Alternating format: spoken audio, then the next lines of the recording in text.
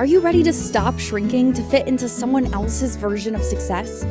Welcome to Illuminate Your Worth, the podcast that helps you remember who you are and reclaim your life.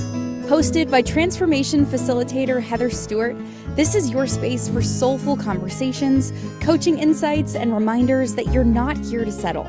You're here to shine. Now let's dive in. It's summertime, so I feel like diving in would be fabulous right now. I am Heather. I am the host of Welcome to Illuminate Your Worth. And yes, no matter who you are, if you are listening, I think you're worth it. And we are on the Inspired Choices Network. And I have a sign in my office behind me, not this office, my other office, that says, "Don't dim your light to fit in." And this is the mantra I want you to carry through the rest of your hour, month, day, year, lifetime, right? We don't suffer from tall poppy syndrome here. We stand up and we say, I am here. I am ready to be celebrated. And today we are talking about what I learned by getting up. So, those of you who have been listening for a little while know that my previous podcast was called Back to Me. And it had almost 4 full seasons. I almost got 4 full seasons of that one in before I stopped dimming my light to fit in, and I went and up-leveled and came to the Inspired Choices Network. But there's an episode on there called What I Learned from Falling Down. And I kept meaning to do this follow-up episode, What I Learned by Getting Up. And a little bit of history. So I have talked about it somewhere along the road about December 2023. I was on vacation. Everybody thought I was crazy just to go on vacation. I was in Egypt and Jordan in December 2023. And there was a bit of unrest and uncertainty and concern about the conflicts going on in that part of the world. So a lot of people were not going there. And I decided just to trust my intuition. I decided to trust the travel company that they would know what was going on over there. And I went. And I will tell you, it was amazing. Egypt is on my list to go back to because it was just so fascinating. You need to really slow down and take your time there. And because of the things that were going on, this is only part of the story, but because of the things that were going on there were actually very few tourists. So the tour that I was on had half of the number of people that it usually would. So when I did go to all of these sites to partake in seeing what was going on, there was no crowds. I'll tell you, the best time to travel is when nobody else is, no crowds.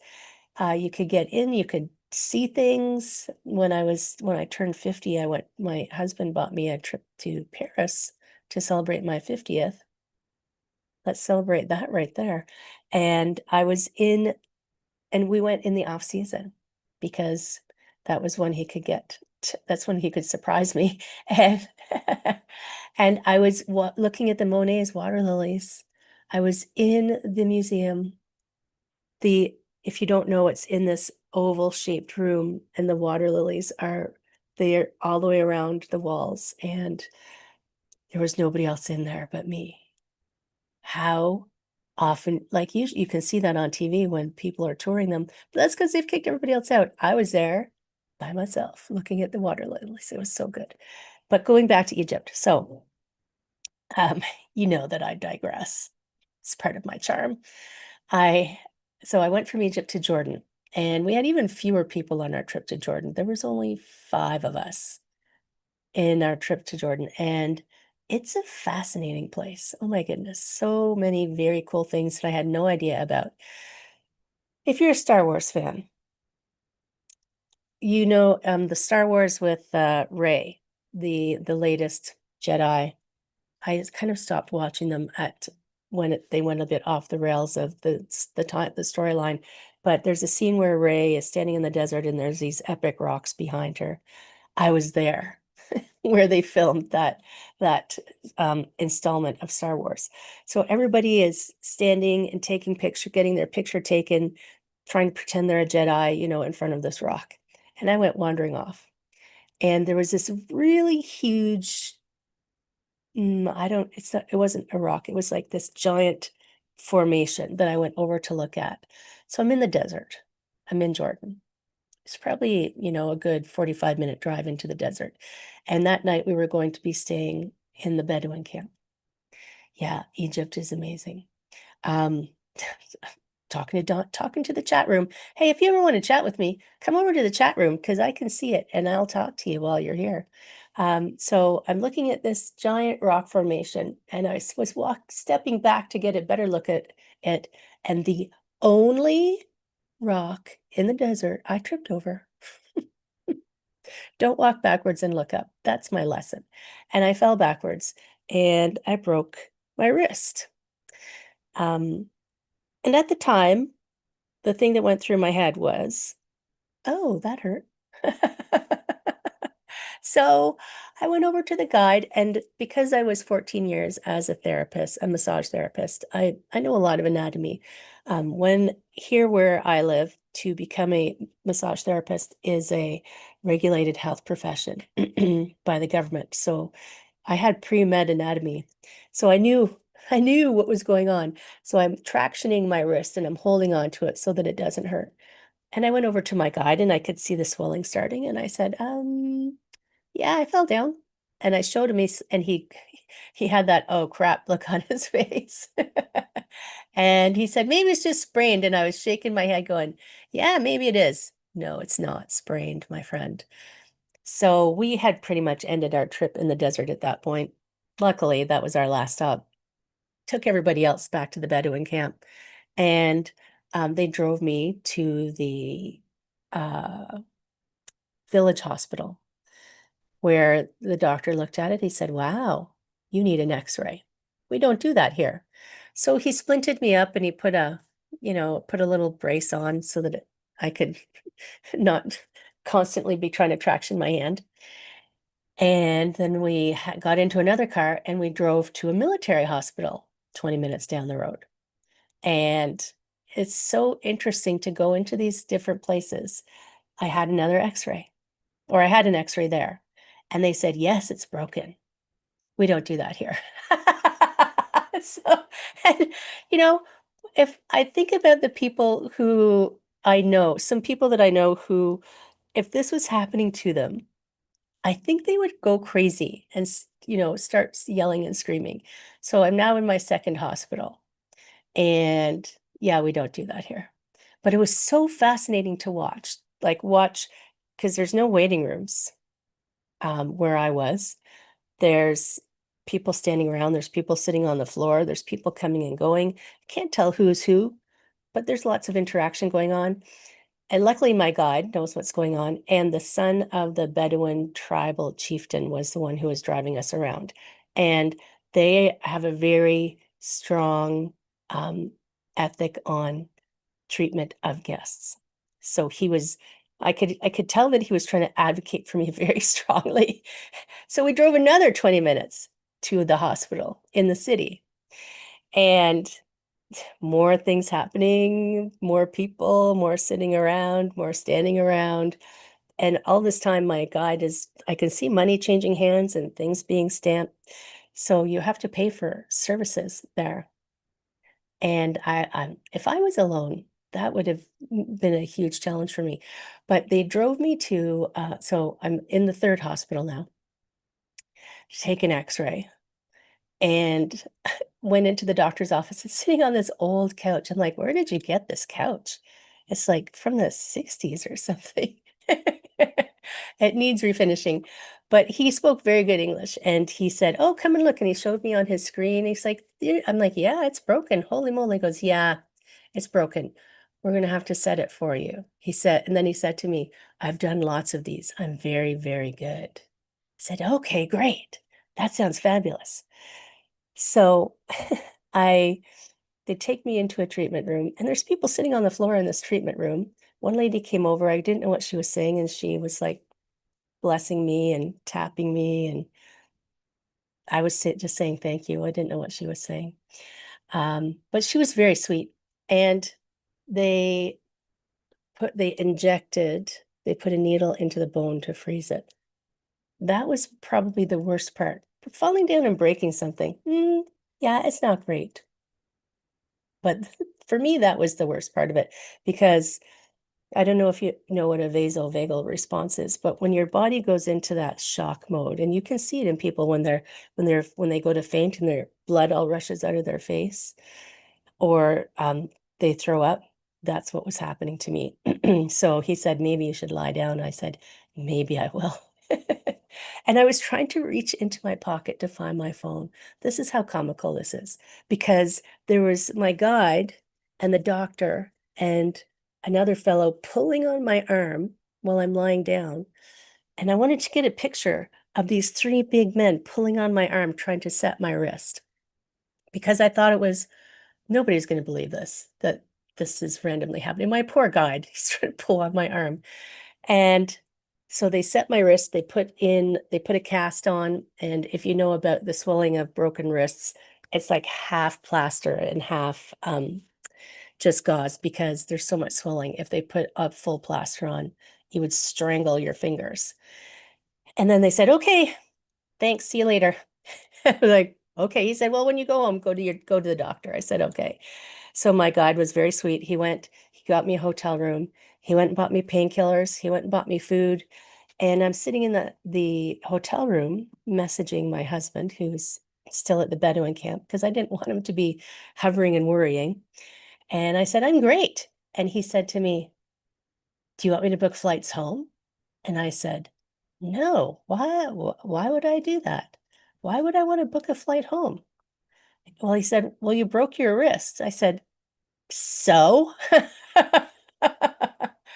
So think about the people you know in your life. I mean, if something like this happened, everyone who I tell, oh, I broke my wrist, they just assume my vacation was ruined, right? And it was actually part of the adventure. It was such a great part of the adventure. I got to see things that your average person touring, visiting is not going to see.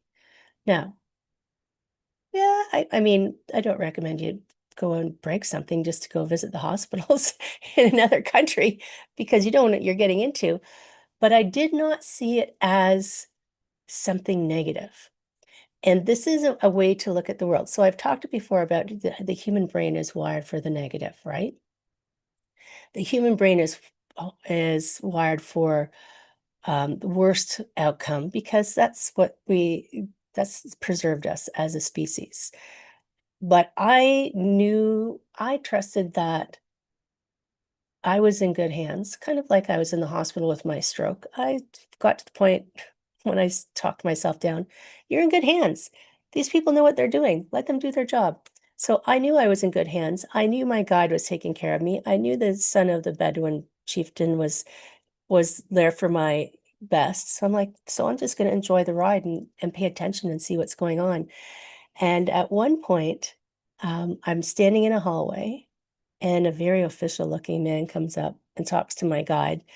And what I asked them afterwards, he said, what was that? He said, oh, he's a policeman. He's an undercover policeman. He wants to know why you're here. Because if you looked around, I was the only Caucasian person in this hospital. And they want to know why you're here and what happened. So their concern is, of course, what happened to this poor woman? Is there something that we need to do to help her or make sure it doesn't happen to anybody else? And my guide said, it's just, she fell down. She just fell down. She was having a clumsy moment, and that's okay. So the part of my trip, which made it so fabulous, was the fact that I fell down. Think about that one for a minute. Think about, would you consider something off plan? I didn't see it on my agenda. I didn't see falling down and going to the hospital on my trip agenda that I got from the tour company. But do you consider things that throw off your perfectly honed plans and concept of what's going to happen for you during anything that you schedule or plan? Do you consider that as a positive or a negative? And I'm not going to say either is right or wrong, but it will color and impact your life, your enjoyment, your ability to adjust to what's happening. So we're going to go to our first break. And after that, we're going to talk. Now that you know how I fell down, I'll give you a little, we'll start to get into what I learned, not only how to be super happy and excited and have a good time when stuff goes off the rails, but also what you learn in the aftermath of stuff going off the rails. So stay tuned. We'll be right back. What if your too much was actually your superpower? On Illuminate Your Worth, Heather Stewart guides you back to your truth with coaching, mindset shifts, and powerful conversations designed to light up every corner of your life, from career and creativity to wellness and worth. Tune in weekly and discover how to stop surviving and start thriving on your own terms. Listen to Illuminate Your Worth with Heather Stewart on the Inspired Choices Network and wherever you get your podcasts.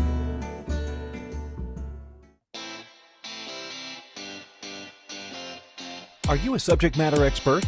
Are you here to share your expertise with an audience waiting to hear from you in only the way you can deliver?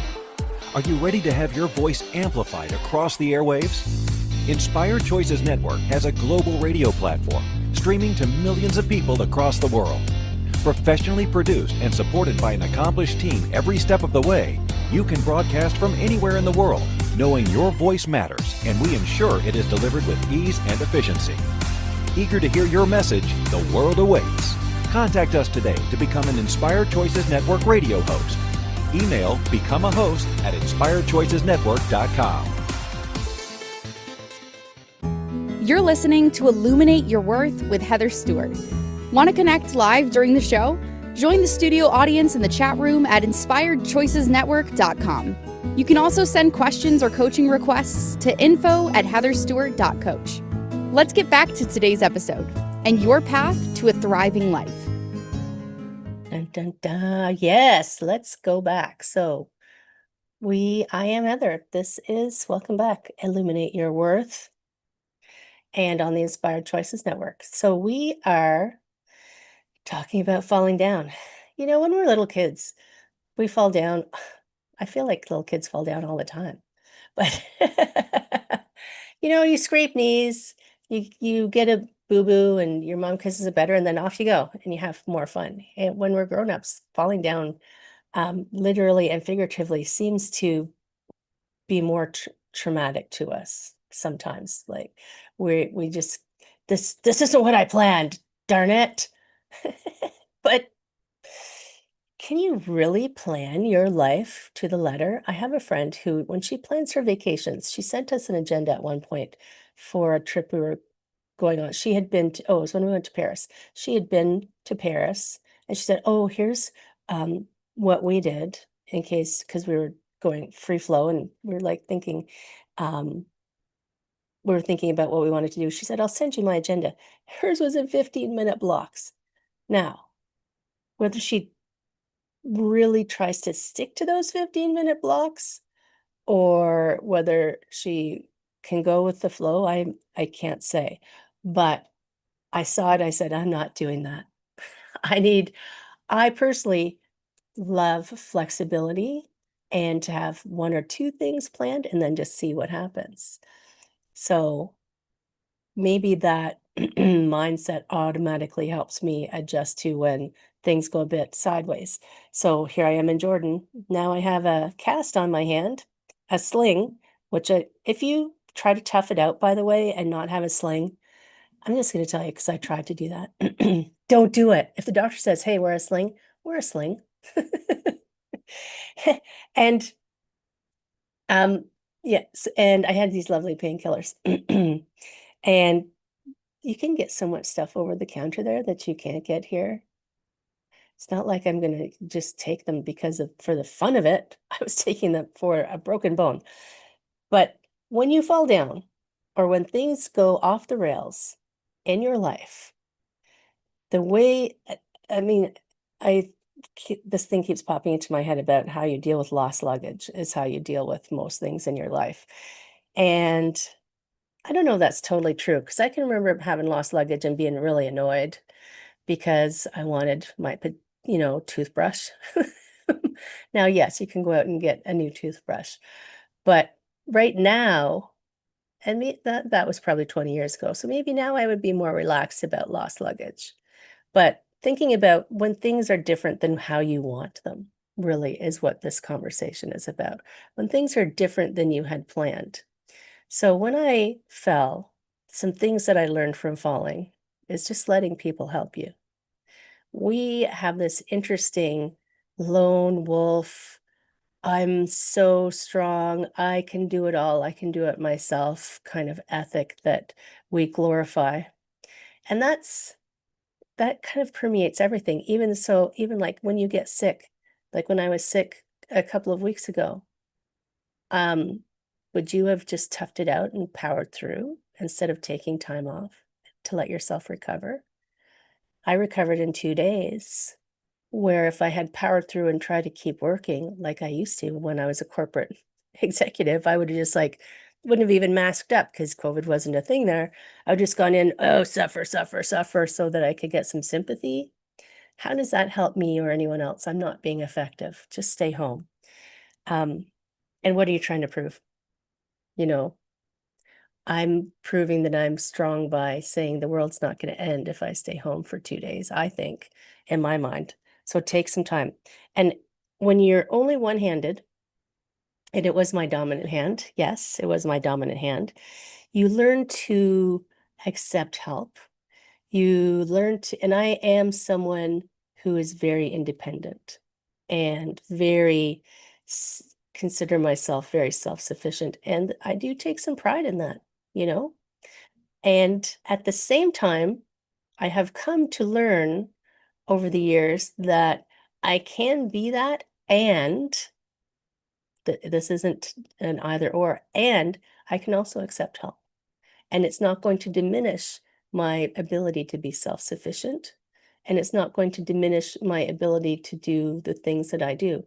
So you can imagine my dominant hand is broken. I have long hair. I had to have my husband wash my hair and brush my hair for me. I was at stopped at a UPS courier place to pick up a box. And I said, can you put this in this bag for me? Because I couldn't even put the box into the bag to carry the thing. It was winter time. It was January. I was downtown and I had been inside somewhere. And I had to stop a stranger and ask him to zip my coat up for me. I mean,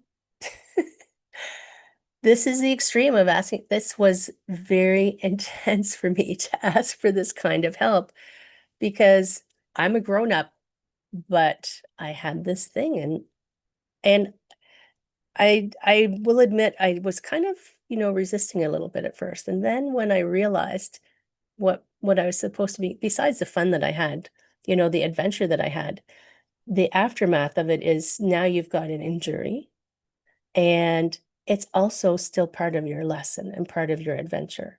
So when I realized, oh, that adventure was just the beginning of the adventure, the touring around the hospitals in Jordan was just the beginning of the adventure. What's the next step of this adventure? So you get up and then something is different.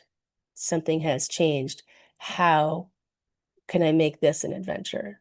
Who will I ask to zip up my coat today? Who can I ask to help me,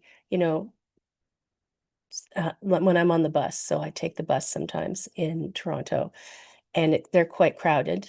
And because I couldn't get my cast out the sleeve of my jacket, people couldn't see that I was wearing a cast. I had to actually go up and ask, can I sit down, please? My hand is broken, for people, because I couldn't hold on to everything and not fall over with the bus moving. So finding new ways to navigate changes in life is what you're going to learn by getting up. I remember this old saying, if you fall down, if you fall off the horse, you get back on. Is that what it is? Something like that. And um, it's a good philosophy, right? Don't if something happens, if you fall down, if something changes, if something doesn't work out, you take the lesson from it rather than look at the failure in quotation marks, right? So if you think of failing, we have these school systems set up to did you pass or did you fail? Like fail. It's like this big booming word that sticks a dagger in your heart and twists it. It's like, really? That's not what failing is.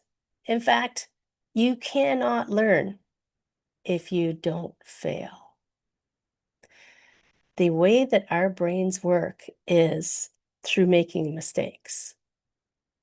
And we've created this idea that anything that is different than what we envisioned, different than we planned, or less than we thought it should be, is a failure, and we are less than we should be. But you can't be less because you're shiny and bright, and you are worth everything that you want and think about. It just might not come the way you think it should. The universe is going to have bigger plans for you than you could even dream up. Your imagination isn't big enough. So for me, when I when I broke my wrist, it was oh my goodness, that was interesting, and I got to go on that beginning adventure, and then I was on the second half of the adventure when I got up because things had changed. Even now, things have changed. So when I came home, I immediately, the day that I landed, went down to the hospital and had an X-ray and got referred into an orthopedic surgeon. And I will say, the doctor in Jordan did an excellent job of setting my wrist. Excellent. The ER doctor thought it looked fine. The orthopedic surgeon said he would have actually left it the way it was because the doctor did such a good job if it wasn't my dominant hand. So I did end up getting surgery. On Christmas Eve, I had surgery. Another part of my adventure was getting surgery on Christmas Eve. The adventures just continue, my friend. Like, come on, this life that you came down to this world to have an adventure. You didn't get to define every parameter of how it was going to unroll for you. You didn't get to say, I only want the good parts. Yeah, leave the bad parts out. Because when you came down for the adventure, the bad parts are part of the fun at the end of the day. And there's really no bad parts. It's lessons. Like I said, mistakes are lessons. Things that are different than what you wanted are lessons. Things that turn out not quite the way you wanted are lessons. I mean, I've been running my own businesses now for 20 odd years, 20 something years. And do you think that every time I tried to put a product out or put a service out or run a webinar or run a program that hundreds of people showed up? I mean, I run programs where 0 people showed up and it was me talking to myself. Did I suddenly say, oh, nobody loves me, I'm just going to go crawl under this rock? No. I said, oh, that was interesting. That didn't really work. I wonder what I could do differently to change this to make it better. Think about all of the things we have in the world. Light bulbs. There's light bulbs on right now around me. Light bulbs, cars. Do you think that the first time they said, I'm going to make a light bulb, poof, it worked perfectly? No, no, nothing works perfectly the first time. When you first learn to walk, do you think you just went, yeah, I'm just going to get up and walk. Here I go. No, you had to learn by trying and trying and trying and trying. So when you get up from whatever's knocked you sideways, maybe it's not a physical injury, it could be emotional, it could be your job, it could be, anything in your life that throws you off of the track that you were on. What was I talking about? Oh my God, did you see that? That thought just shot right out the side of my head. So, what can you learn from this? And what what what is the shift that is happening? What can you do to just adjust a little bit and make it better? I actually started writing with my right hand. Let me tell you, that's an interesting thing when you're left-handed. Um, and it's an interesting thing for your brain too. Maybe my brain's just becoming even more powerful because now I'm ambidextrous. Ambidextrous. So we're going to talk about this some more because the lessons that come from falling down are many. When you get up again, there's many more to learn. So we're going to go on to a quick break. Don't go anywhere. We'll be back in a moment. This is Heather on Illuminate Your Worth. What if your too much was actually your superpower? On Illuminate Your Worth, Heather Stewart guides you back to your truth with coaching, mindset shifts, and powerful conversations designed to light up every corner of your life, from career and creativity to wellness and worth. Tune in weekly and discover how to stop surviving and start thriving on your own terms. Listen to Illuminate Your Worth with Heather Stewart on the Inspired Choices Network and wherever you get your podcasts.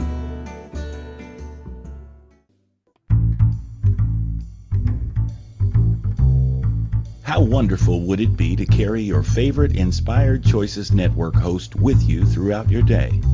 Well, now you can. Inspired Choices Network now has its very own mobile app. Our free app offers live streaming shows, along with thousands of podcasts and TV episodes. Our shows cover a wide variety of topics. Whether you're waking up with us, carrying us through the day, and taking us to bed with you, we're always here for you to enjoy. We're easy to find. Just search for Inspired Choices Network in the Apple App Store or Google Play Store. You're listening to Illuminate Your Worth with Heather Stewart. Want to connect live during the show? Join the studio audience in the chat room at inspiredchoicesnetwork.com. You can also send questions or coaching requests to info@heatherstewart.coach. Let's get back to today's episode and your path to a thriving life. Hello, friend. Welcome back. This is Heather. This is Illuminate Your Worth. We are chatting on the Inspired Choices Network. And if you come over to the chat room, you can really chat with me, IRL, in real life. And we are talking about falling down and getting up, falling down and getting up, falling down and getting up. And I feel like that's just kind of like life. Up, down, up, down, up, down, up, down. And I don't know if you have heard of the poet Rumi, but he has a great, great view of life. And I will get it totally wrong, but he makes a comment of, it's something like, if happiness is at your table, sadness is, sleeping in the bedroom, kind of saying you need both. You need the contrast. You need to be able to have sadness and things not work so that you can fully embrace and understand and see happiness. Everything in life how we navigate life is through comparison. And I know we're always talking about don't compare yourselves to one another. And I don't mean comparison in that way. I mean, when I'm trying to describe someone, I'm like, that person is tall. Tall relative to what? So it's like tall relative to me, tall relative to a building, tall relative to a tree, tall relative to a bush. So everything that we discuss and try to describe is always in relation to something else because we don't really have any other way of understanding things. So for me to describe how much fun I had traveling through these hospitals in Jordan and how interesting it was to learn different ways of navigating with a broken wrist, I had to have the comparison of what it was like not to have a broken wrist, how to have a fully functional body. And then it's like, something's not working right. So this used to be like this. Now it's like this. how will I adjust to take me to maybe not where I was, but to an ideal place? Take me back to a place where I can achieve the things that I want to achieve. Even my stroke, because I still instruct kayaking. And this actually happened just this past weekend. I was instructing kayaking with someone that I hadn't instructed with before. And he's a high school teacher, which is, whoa, big respect for my friend Jeff, who's a high school teacher, because you got to be patient to be a high school teacher. And I had to let him know one of the after effects from my stroke, which I still find lingering. We are almost 4 years later. Sometimes I can't find words. I should tell you that too, shouldn't I? Every now and then when I'm talking and you see me go, look off into space, it's because I've lost the file. It's still there.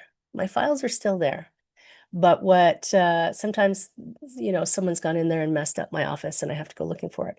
So the ways that I've learned to navigate getting up from a stroke, I made some adjustments. I learned many lessons, which will continue to inform me as I travel on through my life. Falling down and breaking a bone, because I'd never broken a bone before, that was super interesting. And I've learned to navigate that. Having my first ever surgery, that was super interesting, learning to navigate that. And that also helps me understand in a more not authentic, but a more visceral kind of way, what other people are going through, when I can see, oh, I see that. I get that. I've had that. And I don't advocate running out and getting every injury or problem that you can get so you can relate to other people, but it does assist you in relating to what's going on with other people. And the more we can understand that everyone in the world, no matter who you are, even me, has stuff going on, that doesn't diminish your stuff, but it does allow you to understand that whatever their stuff is really impacting their behavior. And your stuff, you can choose how much it impacts your behavior. So if you're having a bad day, take yourself off and let yourself have your bad day. You don't have to have your bad day with other people. You don't have to be crabby with other people because you're having a bad day and give them, here, you can have some of my bad day, and here, you can have some of my bad day, and here, you too. No. When I'm having a bad day, I'll just isolate myself. It's like my version of COVID. I'm having a bad day. I'm just going to be isolated for today because no one else needs to catch this. I think it's not fair to spread it around, but that's my personal opinion. So when you can find a way to accept anything that's happened to you that was different than you planned, or different than you hoped, or different than you intended, or different than you dreamed, accept what is. Accept what is. And I came up with something when I was in the hospital, when after about an hour, when I stopped fighting with the doctors about whether I'd had a stroke or not, I surrendered to what was going on. And some people don't like the word surrender because it's like you're giving up. So I put a little tagline on there. I was surrendering to what was happening, but I was not giving up. I was allowing what was happening to unfold with the intention of how I wanted it to, the final outcome, perhaps. And that didn't mean immediately. So it took me about a year before I was fully back to where I felt like my strength, my physical strength was back, my physical coordination was back. Many people wouldn't have known that I'd had a stroke. I could still, when you live inside your own body, you live inside your own body, you get to know it pretty well if you pay attention. And little tweaks along the way, I had a bit of vertigo for a little while. So I found ways to kind of retrain my vision and retrain my brain so that I could avoid vertigo. But I had surrendered to the fact that I'd had a stroke. Okay, check. That wasn't what I'd planned. I've had a stroke. Now, not giving up, recognizing something has happened. What is my next step? And then what is my next step? And if my first step that I take, oh, that didn't work, that's okay. That's a lesson. Maybe I'll step this way. When I broke my wrist, I went in Christmas Eve, yes. Well, actually, I went in December 23rd for surgery because it was like I was on standby, surgery standby. You know, when you go to the airport and you're on standby, you don't know when you're going to get in and you don't know if you're going to get on the plane. I was on surgery standby. And I went in on the 23rd thinking I was going to get surgery on the 23rd. But because I'd been traveling, they suddenly went, oh my God, you've been traveling. So they had to test everything to see if and I'd been in a hospital in another country. So they had to, you name it, they were testing it to make sure I didn't pick something up on my way home. So I didn't have my surgery till the 24th. And this is another way, like, we're funny about bodies, aren't we? We're funny about bodies. We don't like to see the insides of them. We don't like to know anything that's going on inside of them. We just want it to work right. It's like, I'm not going to lift the lid on my car because it's too confusing. I'll just take this to the mechanic and let him look after it. But I had a nerve block in my arm so that I could stay awake for my surgery because I wanted to go home on Christmas Eve. And I was joking with the surgeon, and I was in a teaching hospital, so it was actually one of this fellows who did the surgery. So my arm is stuck way out to the side, and I'm like, "Can I watch?" "No, you can't watch." They gave me some big long excuse of why I couldn't watch, but I was listening to them and the power tools. I have a plate in my arm with like 12 screws or something, and I'm listening to them. I'm like, I'm talking to them. And I don't know if that happens to them very often. They seem to find it quite comical. But I wanted to be I wouldn't say I was in control, but I wanted to be a participant in the outcome of what this experience was going to have for me. So I was taking ownership of my health and well-being. I said, yes, we're going to do surgery. I want to stay awake and I want to listen. I mean, they give you a little bit of thing that makes you a little bit drowsy, but you don't really fall asleep. And I was very interested in what was going on. This might not be for you. I understand. But I've always found the bodies super interesting. Even the insides of them are interesting. So when you surrender to the current circumstance and you say, okay, this isn't something that I can change, but I can pause. I can press pause on my fighting. I can press pause on my resisting. I can press pause on my complaining and wanting something different. And that allows me the space to think about, with these current circumstances, what is my best step? What do I want to move towards? What is the outcome that I want from this? So I'd had a broken wrist. They said surgery. They said, we're going to put a plate in. I said, okay. Then my next step is I'm going to stay awake and listen and joke with the surgeon so that he's in a good mood because he's working on Christmas Eve. And I'm going to go home for Christmas Eve and I'm going to allow my husband to wash my hair for me. And I'm going to find the best way for me to have the speediest recovery, the healthiest recovery, obtain full range of motion of my hand again. I know people who have broken wrists who still can't. I mean, I'm a yoga teacher. They still can't do downward dog. I can do downward dog. And I'm a year and a half out of my break. So there's steps that you can do for yourself to take ownership of what is instead of denying it, right? So we're going to go for our very last break, and then we'll come in with some final fabulous thoughts for you. And This is Illuminate Your Worth. I am Heather. We're on the Inspired Choices Network, and we'll be right back. What if your too much was actually your superpower? On Illuminate Your Worth, Heather Stewart guides you back to your truth with coaching, mindset shifts, and powerful conversations designed to light up every corner of your life, from career and creativity to wellness and worth. Tune in weekly and discover how to stop surviving and start thriving on your own terms. Listen to Illuminate Your Worth with Heather Stewart on the Inspired Choices Network and wherever you get your podcasts. You're listening to Illuminate Your Worth with Heather Stewart. Want to connect live during the show? Join the studio audience in the chat room at inspiredchoicesnetwork.com. You can also send questions or coaching requests to info@heatherstewart.coach. Let's get back to today's episode and your path to a thriving life.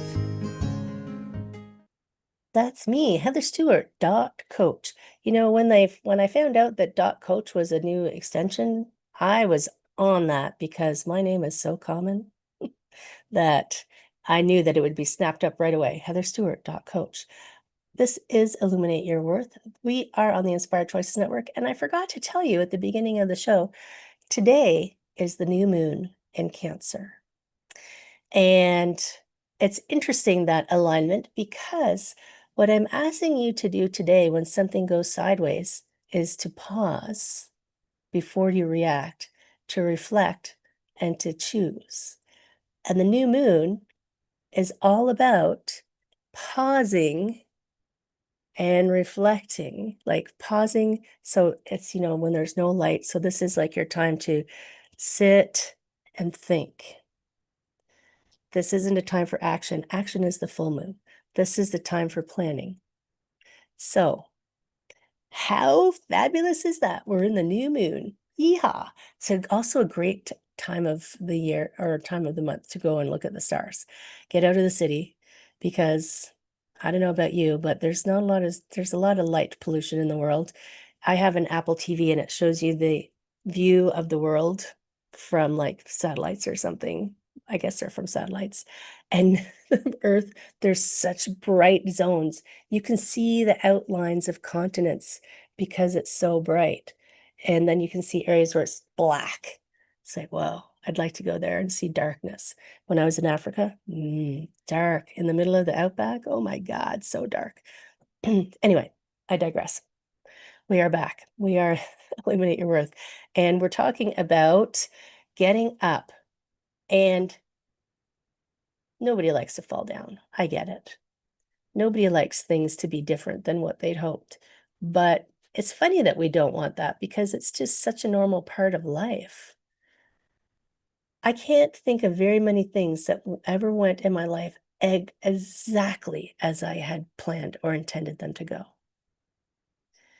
And the more you fight against the things that are happening, the more you're just causing yourself strain. The more you fight against things, the more difficult you're making your life. It's like, it's like you keep banging into the same wall when there's a door you could walk through. It's like, I'm going to keep banging against this wall instead of just walking around it, or picking a different direction, picking a different space. And often I get it. Sometimes I can't see when I'm doing it. And my coach will say to me, why are you doing that? And I'll suddenly go, oh, you're right. Why am I doing that? Why am I fighting against something that's just a waste of my energy, right? It's just a waste of my energy to fight against what is. And when you want something different than what is, that's a good thing, because that's how we make change in the world, change for the better.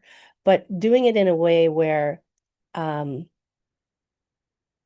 what just popped into my head was, when I was in swimming instructions, they're like, if you're caught in a current, don't fight against the current, go with the current, but just kind of veer off to the side a little bit. So it's like you're going with it, but slightly different direction. slightly on an angle so that you can get out of what's happening. So if you're being carried along in the what is, and you're like, actually, I want to go over there, you don't try and turn around and fight against it. You just kind of pull yourself over to the side.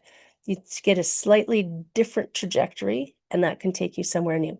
When I'm navigating in a kayak, if you've never had to navigate in a boat, even a degree off of where you're aiming, if you can't see where you're going, can send you, kilometers off of where you're headed, which is why it's important to have really good navigation skills. So a degree off, if my life has had this going on and I'm going in one direction and suddenly I get knocked to the side and I'm now going in a left turn and I didn't want to go on the left turn, I'm just going to slightly start to redirect and be patient. Our best things that we can do for ourselves when things aren't the way we want them to be. 1, recognize that something's not the way that you want it to be, and you might already know that. 2, reflect on what is happening now. So it might not be everything that's happening that's not the way you want it to be. There might be parts of it that are actually pretty cool and pretty good. So reflect on what it is. What is the part of that that's not the way that you would like it to be right now? 3, while you're doing that reflection, get an image of what you would like. How would you like your life to be? How would you like this situation to be? And then decide what your first step is. Sometimes it's a hard conversation that you need to have. If something has gone off, I'm just thinking of work situations where something is not. I have a client who her work situation needs some improvement, and what had to happen was difficult conversation with the person who is causing some of the problems. So once you decide, the final step that sometimes people forget is to actually do the thing. And I've said this in multiple ways, multiple times, you have to, when you make a decision to do something, you actually have to then go do it.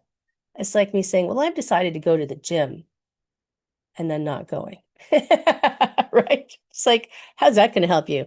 Sure, you decided to go to the gym, but without action, nothing changes. So but that doesn't mean I want you to put the action ahead of the planning.